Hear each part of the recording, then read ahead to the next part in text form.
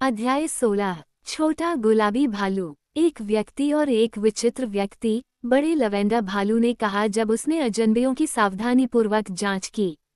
मुझे ये सुनकर दुख हुआ कि आपने बेचारे कुकी कुक के केको सन की कहा। मेढक आदमी ने विरोध किया। वह व्यक्ति है, राजा ने जोर देकर कहा। अगर मैं गलत नहीं हूँ तो आप ही सन की हैं। मेक आदमी चुप रहा, क्योंकि वह सच्चाई से इनकार नहीं कर सकता था। तुमने मेरे जंगल में घुसने की हिम्मत क्यों की? भालू राजा ने पूछा। हमें नहीं पता था कि यह आपका जंगल है, केके ने कहा, और हम सुदूर पूर्व की ओर जा रहे हैं, जहां एमरल्ड सिटी है। यहाँ से एमरल्ड सिटी तक का रास्ता बहुत लंबा है, राजा ने टिप्पणी की। ये वास्तव में इतनी दूर है कि हमारे बीच कोई भालू भी वहां नहीं गया है। लेकिन आपको किस काम के लिए इतनी दूर यात्रा करनी पड़ रही है? किसी ने मेरा हीरे जड़ा हुआ सोने का बर्तन चुरा लिया है, केके ने बताया, और चूंकि मैं इसके बिना खुश नहीं रह सकता, इसलिए मैंने दुनिया भर में इसकी खोज करने का फैसला किया है, जब तक कि मैं इसे फिर से न पालूं। मेढक आदमी, जो बहुत विद्वान और अद्भुत रूप से बुद्धिमान है, मेरी सहायता करने के लिए मेरे साथ आया है। क्या यह उसकी दयालुता नहीं है? राजा ने मेक आदमी की ओर देखा। तुम इतनी अद्भुत बुद्धिमान क्यों हो? उसने पूछा। मैं नहीं हूँ, स्पष्ट उत्तर था। ये कंट्री में कुकी कुक और कुछ अन्य लोग सोचते हैं कि चूंकि मैं एक बड़ा मेढक हूँ और एक आदमी की तरह बात करता हूँ और काम करता हूँ, इसलिए मैं बहुत बुद्धिमान हूँ। मैंने एक मेढक से ज्यादा सीखा है, ये सच है, लेकिन मैं अभी उतना बुद्धिमान नहीं हूँ जितना मैं भविष्य में बनने की उम्मीद करता हूँ। राजा ने सिर हिलाया, और जब उसने ऐसा किया तो उसके सीने में कुछ चरमराया। क्या महाराज बोले? केके ने पूछा। बस तभी नहीं, लवेंडर भालू ने जवाब दिया, कुछ हद तक शर्मिंदा लग रहा था। मैं इतना मजबूत हूँ, तुम्हें पता ही होगा कि जब कोई चीज़ मेरी छाती पर धक्का देती है, जैसा कि मेरी थोड़ी ने गलती से किया था, तो मैं वह मूर्खतापूर्ण आवाज करता हूँ। इस शहर में नोटिस करना अच्छा शिष्टाचार नहीं माना जाता है, लेकिन मुझे तुम्हारा फ्रॉगमैन पसंद है। वो ईमानदार और सच्चा है, जो कई अन्य लोगों के बारे में कहा जा सकता है। जहाँ तक तुम्हारे दिवंगत विलाप करने वाले डिशपेन की बात है, मैं तुम्हें वह दिखा दूंगा। इसके साथ ही उसने अपने पंजे में पकड़ी हुई धातु की छड़ी को 3 बार हिलाया, और तुरंत ही राजा और केके के बीच में जमीन पर पीटे हुए सोने से बना एक बड़ा गोल पेन दिखाई दिया। ऊपरी किनारे के चारों ओर छोटे छोटे हीरों की एक पंक्ति थी। पेन के केंद्र के चारों ओर बड़े हीरों की एक और पंक्ति थी, और नीचे की ओर बहुत बड़े और चमकीले हीरों की एक पंक्ति थी। वास्तव में वे सभी शानदार ढंग से चमक रहे थे, और पेन इतना बड़ा और चौड़ा था कि इसके चारों ओर 3 बार घूमने के लिए बहुत सारे हीरे लगे। केके ने इतनी ध्यान से देखा कि उसकी आंखें बाहर निकलने वाली थीं। उसने खुशी से गहरी सांस लेते हुए कहा। राजा ने पूछा, क्या ये तुम्हारा बर्तन है? ये है, ये है। कुकी कुक चिल्लाई, और आगे की ओर भागते हुए वह अपने घुटनों पर गिर गई और अपनी बाहों को कीमती पेन के चारों ओर लपेट लिया।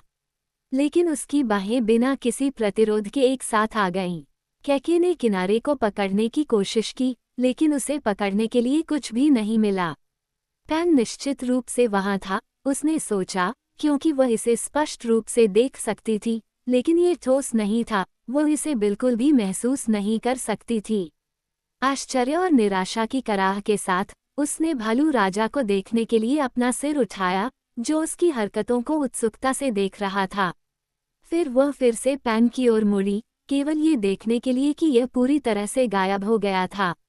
बेचारा प्राणी, राजा ने दयापूर्वक कहा। तुम्हें लगा होगा कि तुमने सचमुच अपना डिशपेन वापस पा लिया है, लेकिन तुमने जो देखा वह सिर्फ उसकी छवि थी, जो मेरे जादू से बनी थी। ये वाकई एक सुंदर डिशपेन है, हालांकि यह काफी बड़ा और संभालने में अजीब है। मुझे उम्मीद है कि तुम इसे किसी दिन पालोगे। केके को बहुत निराशा हुई। वह रोने लगी, अपनी आंखें एप्रन से पोंछने लगी। राजा ने अपने चारों ओर खिलौने भालुओं की भीड़ की ओर मुड़कर पूछा, क्या तुम में से किसी ने पहले कभी यह सुनहरा बर्तन देखा है? नहीं, उन्होंने एक स्वर में उत्तर दिया। राजा ने सोचा, वह छोटा गुलाबी भालू कहाँ है? जवाब मिला, घर पर महाराज। राजा ने आदेश दिया, उसे यहाँ ले आओ। कई भालू एक पेड़ पर चढ़ गए और उसके खोखले से एक छोटे गुलाबी भालू को निकाला, जो बाकी सभी से छोटा था। एक बड़े सफेद भालू ने गुलाबी भालू को अपनी बाहों में उठाया और उसे राजा के बगल में बैठा दिया। उसके पैरों के जोड़ों को इस तरह से व्यवस्थित किया कि वह सीधा खड़ा हो सके। ये गुलाबी भालू तब तक बेजान लग रहा था जब तक कि राजा ने एक क्रैंक को नहीं घुमाया जो उसके बगल से निकला हुआ था। जब छोटे प्राणी ने अपने सिर को अकड़कर एक तरफ से दूसरी तरफ घुमाया और एक छोटी तीखी आवाज में कहा, भालू केंद्र के राजा के लिए हुर्रे। बहुत बढ़िया, बड़े लवेंडर भालू ने कहा। आज वो बहुत अच्छा काम कर रहा है। मुझे बताओ, मेरे पिंक पिंकटन, इस महिला के गहनों से जड़े बर्तन का क्या हुआ? गुलाबी भालू ने कहा और फिर रुक गया। राजा ने क्रैंक को फिर से घुमाया। उगू मोची के पास यह है, गुलाबी भालू ने कहा। राजा ने फिर से क्रैंक घुमाते हुए पूछा, उगू मोची कौन है? जवाब मिला, एक जादूगर जो एक पहाड़ पर लकड़ी के महल में रहता है। अगला सवाल था, पहाड़ कहाँ है? बेयर सेंटर से उत्तर पूर्व की ओर 19 मील और 3 फरलांग। राजा ने पूछा, और क्या वह बर्तन अभी भी उगू मोची के महल में है? ये है। राजा कैके की ओर मुड़ा। आप इस जानकारी पर भरोसा कर सकते हैं, उन्होंने कहा। गुलाबी भालू हमें वह सब कुछ बता सकता है जो हम जानना चाहते हैं, और उसके शब्द हमेशा सत्य के शब्द होते हैं। क्या वह जीवित है? मेढक आदमी ने गुलाबी भालू में बहुत रुचि लेते हुए पूछा। राजा ने उत्तर दिया, जब आप उसका क्रैंक घुमाते हैं तो कुछ उसे सजीव कर देता है। मुझे नहीं पता कि यह जीवन है या क्या है, या ऐसा कैसे होता है कि छोटा गुलाबी भालू उससे पूछे गए हर सवाल का सही उत्तर दे सकता है। हमने उसकी प्रतिभा को बहुत पहले ही पहचान लिया था, और जब भी हमें कुछ जानना होता है, जो कि अक्सर नहीं होता, हम गुलाबी भालू से पूछते हैं। इसमें कोई संदेह नहीं है, महोदया, कि उगू जादूगर के पास आपका डिशपेन है, और यदि आप उसके पास जाने की हिम्मत करती हैं, तो आप उसे वापस पा सकती हैं। लेकिन मैं इसके बारे में निश्चित नहीं हूँ। क्या गुलाबी भालू नहीं बता सकता? के ने उत्सुकता से पूछा। नहीं, क्योंकि यह भविष्य की बात है। वह जो कुछ भी हुआ है, वह सब बता सकता है, लेकिन जो कुछ होने वाला है, वह कुछ भी नहीं बता सकता। मुझसे क्यों मत पूछो, क्योंकि मैं नहीं जानता। ठीक है, कुकी कुक ने थोड़ा सोचने के बाद कहा, मैं किसी भी तरह इस जादूगर के पास जाना चाहता हूँ, और उससे कहना चाहता हूँ कि मुझे मेरा डिशपेन चाहिए। काश मैं जान पाता कि उगू शुमेका कैसा है। फिर मैं तुम्हें उसे दिखाऊंगा, राजा ने वादा किया।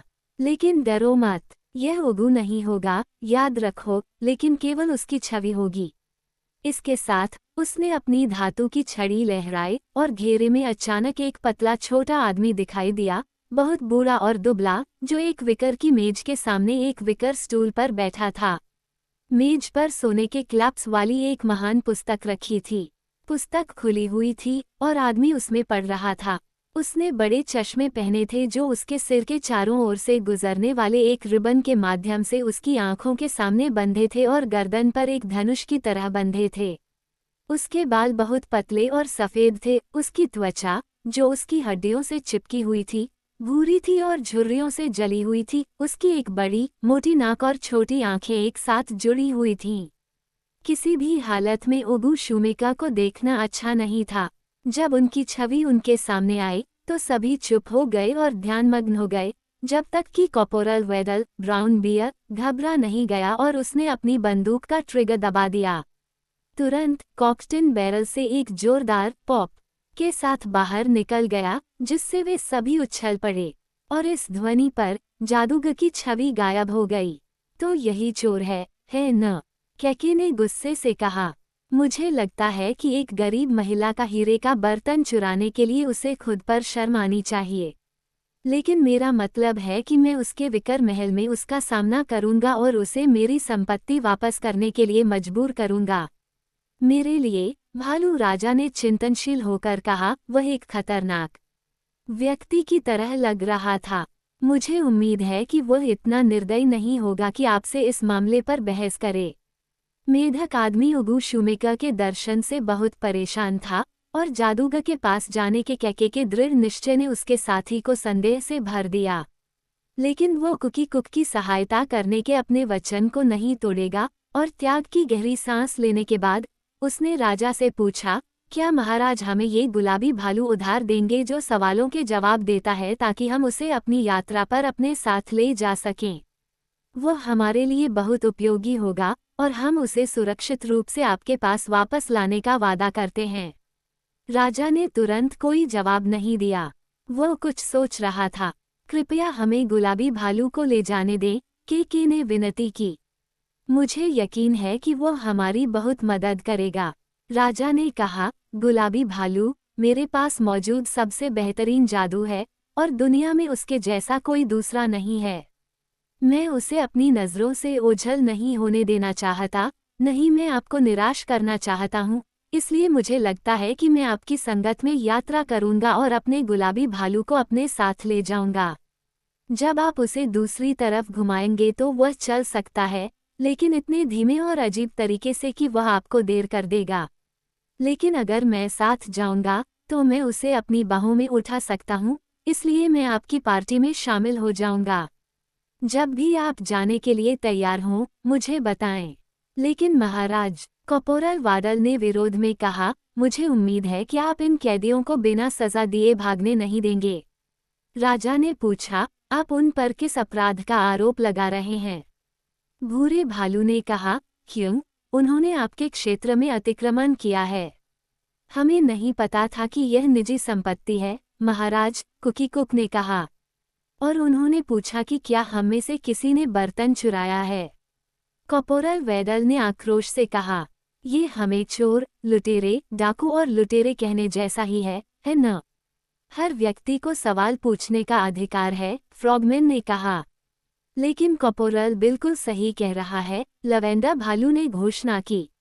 मैं तुम दोनों को मौत की सजा सुनाता हूँ और तुम्हें आज से 10 साल बाद फांसी दी जाएगी। लेकिन हम उसकी भूमि के निवासी हैं, जहाँ कोई कभी नहीं मरता, के ने उसे याद दिलाया। बिल्कुल सही, राजा ने कहा। मैं तुम्हें सिर्फ औपचारिकता के तौर पर मौत की सजा सुनाता हूँ। ये बहुत भयानक लगता है और 10 साल में हम सब कुछ भूल जाएंगे। क्या तुम उगुदा शूमेका के विकर महल की ओर जाने के लिए तैयार हो? बिल्कुल तैयार हूँ, महाराज। लेकिन जब आप चले जाएंगे तो आपके स्थान पर कौन शासन करेगा? एक बड़े पीले भालू ने पूछा। जवाब मिला, मैं चला जाऊंगा तो मैं स्वयं शासन करूंगा। एक राजा को हमेशा घर पर रहने की जरूरत नहीं होती, और अगर वो यात्रा करने का विचार करता है तो यह उसके अलावा और किसका मामला है? मैं बस इतना ही कहता हूँ कि जब तक मैं दूर रहूं, तुम भालुओं से अच्छा व्यवहार करो। अगर तुम में से कोई शरारती है तो मैं उसे अमेरिका में किसी लड़की या लड़के के पास खेलने के लिए भेज दूंगा। इस भयानक धमकी से सभी खिलौने भालू गंभीर हो गए। उन्होंने राजा को एक साथ गुर्राहट के साथ आश्वासन दिया कि वे अच्छे रहेंगे। फिर बड़े लवेंडा भालू ने छोटे गुलाबी भालू को उठाया और उसे सावधानी से एक हाथ के नीचे दबाते हुए कहा, जब तक मैं वापस नहीं आता तब तक अलविदा। और जंगल से होकर जाने वाले रास्ते पर टहलता हुआ चला गया।